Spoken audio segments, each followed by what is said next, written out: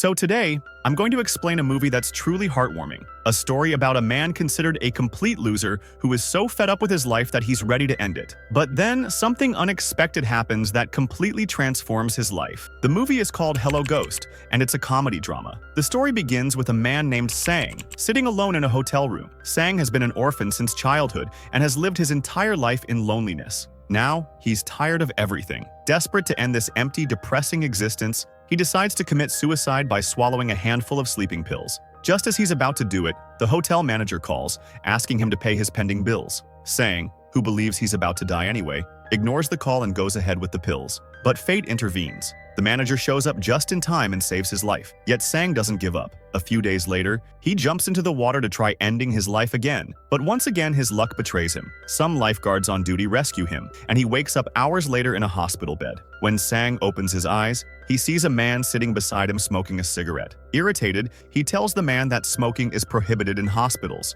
But to his surprise, a nurse comes in and snatches the cigarette from Sang's own hand. Confused, Sang insists he wasn't smoking. Soon, two attendants wheel him out on a stretcher, and to his shock, the smoking man is still with him, sitting casually on the same stretcher. The doctor informs Sang that his heart had stopped for a few seconds when he fell into the water, meaning he had technically died and come back to life. Sang then asks the doctor about the man he saw, but the doctor and his staff claim they saw no one. It's at this point Sang starts to wonder if there's something wrong with his mind. Things escalate when he hears a girl sobbing nearby. When he opens a cupboard to check, he finds a young woman inside, crying uncontrollably. But once again, no one else can hear or see her. This further convinces the doctor that Sang might be suffering from a mental illness. That night, an old man appears in front of Sang. Again, someone only he can see. It finally clicks in Sang's mind. These are ghosts. What he can't understand is why only he can see them. The next morning, yet another spirit appears. A young boy. None of the hospital staff see him either. Sang now connects the dots.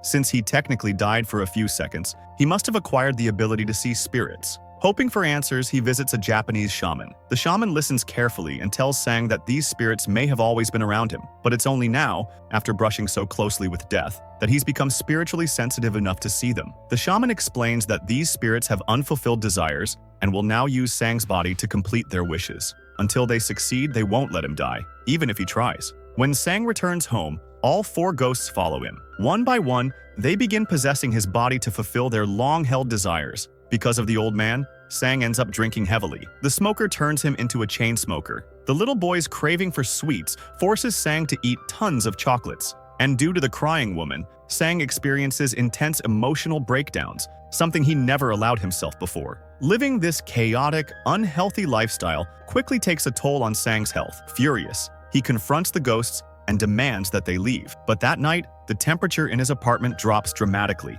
making it impossible for him to sleep. The next day, he rushes back to the shaman, who explains that when a spirit is extremely angry, it can bring a chilling cold to the place it inhabits. Sang had scolded the ghosts, which must have triggered their rage. Sang, desperate now, asks if there's any way to make them leave. The shaman says there surely must be something, and the rest of the story continues from here. The shaman tells Sang that the only way to get rid of these ghosts is to fulfill their final wishes. Once their desires are granted, they'll peacefully leave him. Sang returns home and discusses this with the four ghosts, who agree. Once their wishes are fulfilled, they'll disappear. First up is the old man's ghost, who says he wants a specific camera. Sang takes him to the market and shows him several models, but none of them satisfy the ghost. Frustrated, Sang asks where exactly this camera can be found. The ghost tells him it's not sold in any store. It's in the possession of a certain man. Annoyed, Sang asks why he didn't say this earlier, to which the ghost responds, "You never asked." He explains that ghosts can't volunteer information. They can only answer direct questions.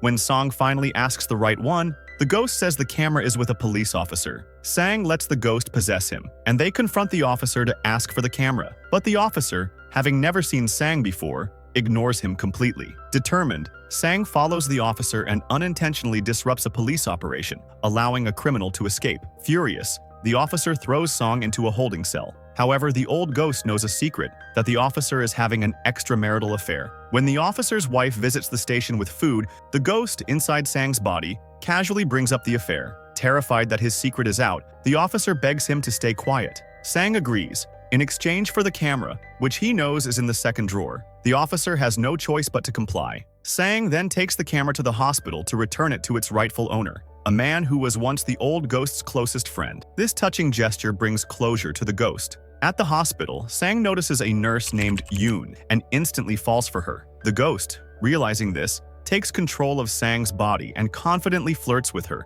knowing full well that Sang, a complete introvert, could never do this on his own. Back home, Sang asks the little boy ghost what his wish is. The child simply wants to watch a cartoon movie at a theater. Sang takes him there, and by coincidence runs into Nurse Yun again, who's also there with a young boy. She notices Sang enjoying the cartoon like a kid and finds it endearing. After the movie, they go for lunch. Because of the little ghost's influence, Sang eats a ridiculous amount of food, impressing the boy with Yun. Later, we find out that the child with Yun is actually a patient at the hospital. He praises Sang in front of her, saying he wants to meet him again. We also learn that Yun's father is hospitalized in critical condition. Next up is the smoker ghost, who wants to drive a taxi. Sang takes him to an auto garage, but the garage owner mistakenly thinks Sang is having an affair with his wife and chases him down in a car. After a wild pursuit, Sang tells the man he has a special power that can help identify the wife's alleged lover. With the smoker ghost's help, Sang cools down the man's car and promises to help in exchange for a vehicle. The man agrees. The next day, Sang follows the wife and ends up, coincidentally, at the same hospital again. There, he learns that the woman is actually pregnant and has no lover. She's just been staying away because of her husband's smoking and drinking habits. Sang helps clear up the misunderstanding, and the man, grateful, gives Sang a car. Driving this car fulfills the smoker ghost's wish, because it was his car before he died. Later, they head to the beach, and Sang admits it's his first time ever seeing the ocean. He realizes how obsessed he had been with dying and how he never truly lived. The ghost says he wants to go swimming. Sang hesitates, saying he doesn't know how to swim, but the ghost takes control of his body and jumps into the water. As he swims, Sang feels something awaken inside, a realization of how much joy and experience he'd been missing out on. In the next scene, Sang is seen at a store buying a bunch of cartoon DVDs. While driving back, he lights a cigarette. Sang was never a smoker, nor did he know how to drive a car. But all of this was happening because the smoker ghost had taken over his body. While driving, a traffic officer stops Sang's car and asks for his license. Since he doesn't have one, the officer takes him to the police station. There, when the officers see Sang talking to himself, actually speaking with the ghost, they assume he's mentally unstable. One of the officers tells him to call a family member. Sang explains that he's been an orphan since childhood and has no one, but then he remembers he has Yun's number and calls her. When Yun arrives at the police station, she sees Sang talking to himself, trying to express how lonely his life has been and how hard it is to grow up without parents. Feeling his pain, she helps get him released and drives him away. Before she leaves, Sang gives her all the cartoon DVDs he had bought just for her. As her bus is about to leave, Sang chases after it, gets on, and for the first time in his life, openly confesses his feelings to a girl. Later, Sang asks the lady ghost what her wish is. She softly replies that she wants to cook a meal and serve it to the people she loves. Curious, Sang asks who those people are, but she begins to cry. After a moment, she says that if Sang doesn't mind, she'd like to invite one person for dinner. Sang, eager to fulfill her wish so the spirits can leave, agrees and follows her to invite this mystery person. Soon, Sang realizes the person is none other than Yun. The ghost clearly knows that Sang has feelings for her. Sang goes to talk to Yun, but during their conversation, her father unexpectedly shows up and asks Sang if he's her boyfriend. He tells Sang that a fortune teller once told him his daughter would soon meet the man she'd marry. But Yun interrupts angrily, yelling at her father and asking him to leave. Sang gently tells her that she shouldn't speak to her father like that. But Yun, still filled with resentment, says that her father never fulfilled his duties as a parent and that her mother longed for his love until her last breath. It's revealed that Yun's father is terminally ill and doesn't have much time left. A few hours later, Sang hears his doorbell ring. When he opens the door, he finds Yun's father standing there. The old man hands Sang a message and asks him to deliver it to Yun. The scene cuts. The next day, Sang goes to Yun's house but learns that her father has passed away. At the funeral, Sang tells Yun, "You might not believe me, but I can see the dead. After he died, your father came to me and asked me to tell you how sorry he was."